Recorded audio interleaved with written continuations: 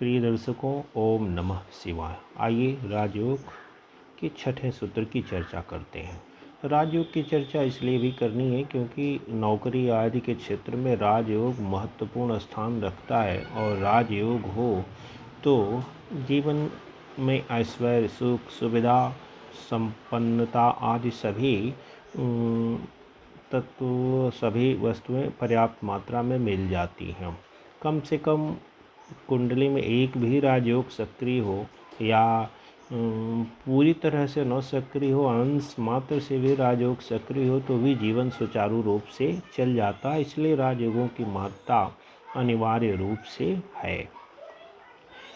तो इस सूत्र को हम देखते हैं कि निषादमपि पार्थिवं जनयत्रीन्दुरुच्य स्वभ स्थित ग्रह निरीक्षितो धवलकान्तिज्वालोज्ज्वलाः विहाय तनुभं कला स्फुरित पूर्णकान्तिः शशि चतुष्टयगतो नृपं जनयति द्विपार्श्वान्वितम्। आइए इसके अर्थ को देखते हैं। जिस जातक की कुंडली में धवल कांति से उज्ज्वल चंद्रमा को स्वराशि या उच्च राशि स्थित ग्रह पूर्ण दृष्टि से देख रहा हो तो जातक चाहे निषाद के वंश में उत्पन्न हो, निश्चित ही राजा हो जाता है। उसी के ये दूसरे वाले श्लोक का अर्थ है कि यदि लग्न के अतिरिक्त तीनों केंद्रों में से किसी भी केंद्र में पक्ष बलि चंद्र स्थित हो तो ऐसा जातक राजा हो जाता है। अर्थात अकेले चंद्रमा से ही राजयोग की बात यहाँ पे की जा रही है। पहले वाले श्लोक में आप देख रहे हैं कि चंद्रमा पक्ष बली हो और उसको उच्च या स्वगृही स्थिति पूर्ण दृष्टि से देख रहा हो तो ऐसा जातक निषाद के वंश में भी उत्पन्न हो परंतु राजा हो जा सकता है। अर्थात अति गरीब कुल में ही क्यों न पैदा हो, वह काफ़ी संपन्न धन धान्य भवन वाहन संपत्ति मान सम्मान यश पर्याप्त मात्रा में पा जाता है। अकेले चंद्रमा पक्षबली होकर के यदि धवल कांति से लिया है तो यदि पूर्णिमा के आसपास का चंद्रमा है तो अति उन्नत है। यदि पूर्णिमा का न हो तो भी कम से कम एकादश कृष्ण पक्ष की पंचमी से पहले और शुक्ल पक्ष की एकादशी के बाद का यानी 5-5-10 दिन का चंद्रमा हो तो ये पूर्ण रूपेण पक्षबली कहा जाता है। तो यह चंद्रमा लग्न के अतिरिक्त अर्थात चतुर्थ, सप्तम और दशम इन तीन केंद्रों में से कहीं हो तो ये अकेला चंद्रमा राजयोग के समान फल देने में समर्थ हो जाता है। और वही बात यहाँ पे कही जा रही है। यहाँ पे दूसरे ग्रह को भी लिया जा रहा है। आइए इसको उदाहरणों के द्वारा देखते हैं, इसकी व्याख्या समझते हैं कि ऐसा कैसे हो जाता है। हाँ, एक बात और ध्यान रखें कि बहुत पहले ही चंद्रमा को 6, 8 और 12 में नहीं लेंगे। यहाँ पे चर्चा तो नहीं की गई है, लेकिन जब जैसे जैसे एक एक सूत्रों की चर्चा की जाती है तो पूर्व काल में जो बेसिक सूत्र हमने पढ़ लिए हैं उन सूत्रों को ध्यान में रखना आवश्यक है। अब 6, 8, 12 में चंद्रमा ऑलरेडी बालारिष्ट योग बना लेता है, बहुत बुरा दुर्योग कहा जाता है। तो 6, 8, 12 में चंद्रमा चल जाएगा तो वो पक्ष बली ही क्यों न हो, वो राजयोग देने वाली स्थिति में नहीं होगा। तो अब उसको इस श्लोक में उन्होंने चर्चा नहीं किया है। तो हर श्लोक में या हर सूत्र में पुरानी चीज़ों को या बेसिक चीज़ों की चर्चा नहीं की जाएगी।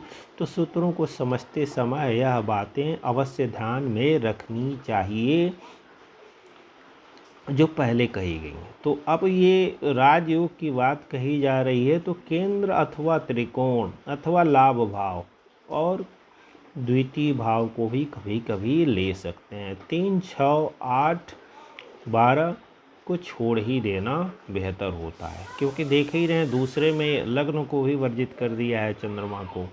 तो अब इन केंद्रों में ही लीजिए। तो अब देखते हैं कि यह कैसे होता है। मान लीजिए मिथुन लग्न की कुंडली है, 3 नंबर लिखा, ये मान लिया किसी भी लग्न में ये ऐसा हो सकता है। कैसे हो सकता है घटित, ये देखते हैं कि अकेले यहाँ पे 3 नंबर लिखा हुआ है और मान लीजिए चंद्रमा यहाँ धनु राशि में बैठा हुआ है, मिथुन लग्न की कुंडली है, चंद्रमा धनु राशि में बैठा हुआ है, ये चंद्रमा पक्ष बली है, अर्थात ये धवल कांति पूरी तरह से प्रकाशित चंद्रमा है, अर्थात कम से कम आधे से ऊपर मान के चलिए 2/3 भाग इसका प्रकाशमान है और केवल 1/3 हिस्सा इसका छुपा हुआ है, तो ये पक्ष बली मान लिया जाएगा। पूर्णिमा का है तो अति उत्तम, कहना ही क्या है, त्रयोदशी चतुर्दशी और पूर्णिमा का हो, और उसके बाद से कृष्ण पक्ष में भी एक कम दूज और तीज का हो तो कोई हर्ज नहीं है।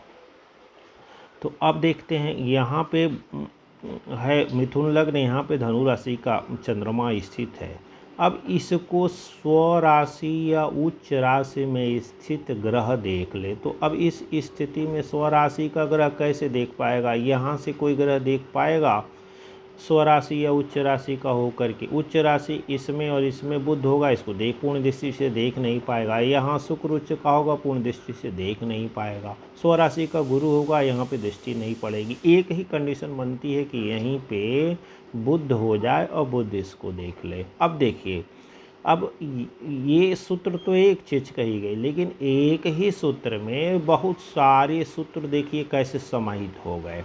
एक ही सूत्र राजयोग देने के लिए कैसे समर्थ हो जाएगा? तो जिन्होंने सूत्रों को बनाया हमारे प्राचीन ऋषि, वो बहुत ही होशियार थे। आजकल के ये जो आधुनिक ज्योतिष हैं, लफ्फाजी ज़्यादा ही हाँक जाते और पुराने टेक्स्ट बुक से इतर भी बहुत कुछ कह जाते हैं जो ठीक नहीं है।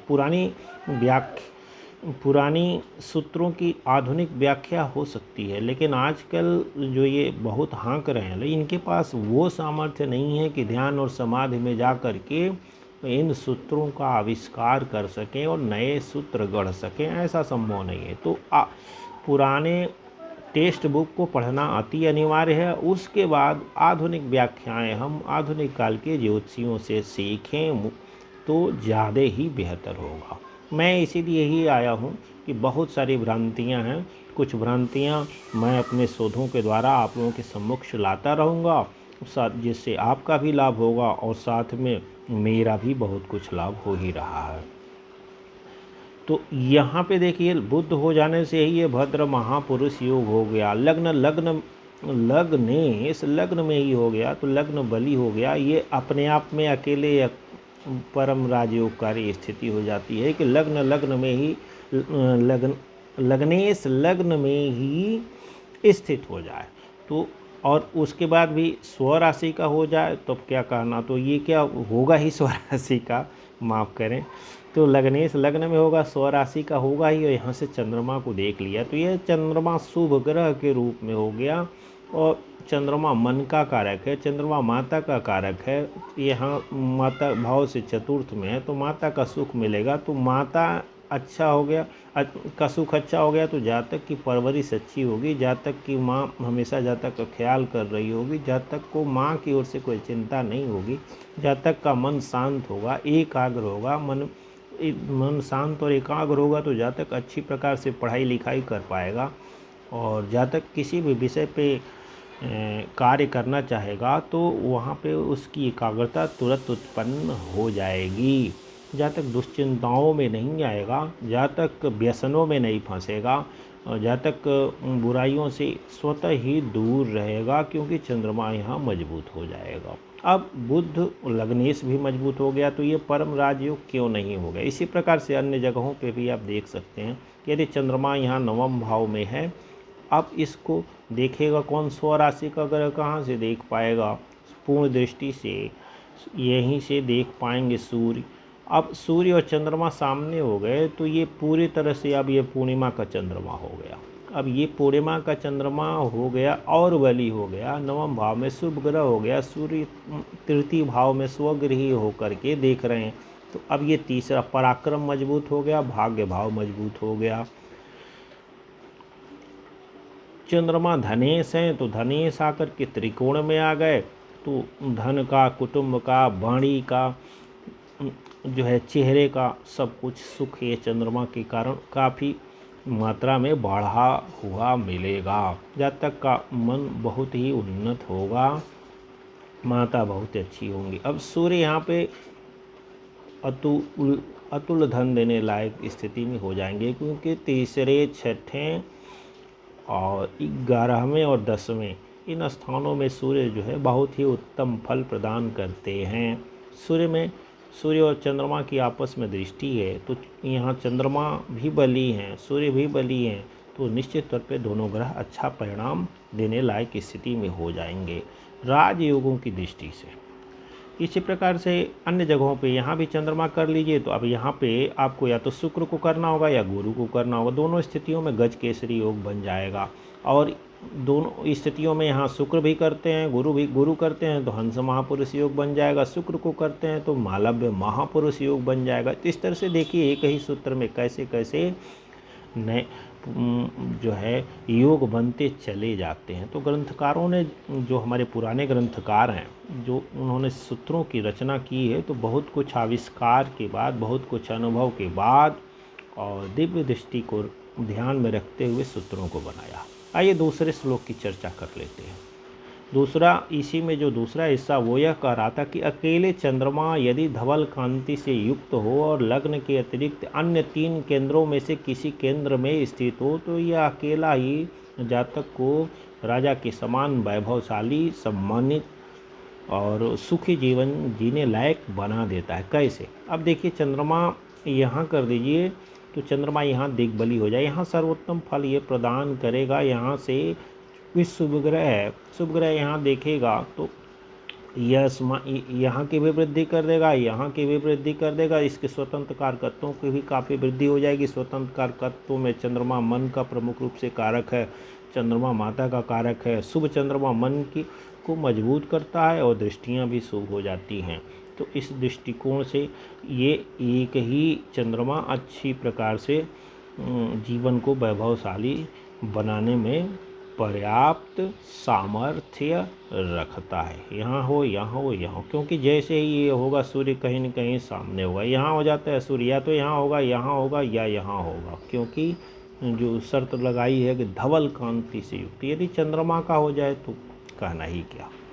तो इस प्रकार से यह सूत्र रहा कि चंद्रमा को, यदि चंद्रमा सुस्थानों में बैठा है और उस चंद्रमा को स्वगृही अथवा उच्च गृही ग्रह देख ले तो यह राजा बनाने की सामर्थ्य रखता है। और दूसरा है कि यदि चंद्रमा पूर्णिमा के आसपास का हो और लग्न के अतिरिक्त चतुर्थ, सप्तम या दशम में से किसी भाव में हो, तो यह अकेला ही जीवन को सुखी जीवन, समृद्ध जीवन और उन्नत जीवन बिताने लायक बना देता है। चैनल पे नए हो तो चैनल को सब्सक्राइब करें, और यदि वीडियो अच्छी लगी हो तो लाइक भी कर दें। नोटिफिकेशन बेल को दबाएं ताकि अगली वीडियो की सूचना आप तक पहुंच जाए। धन्यवाद।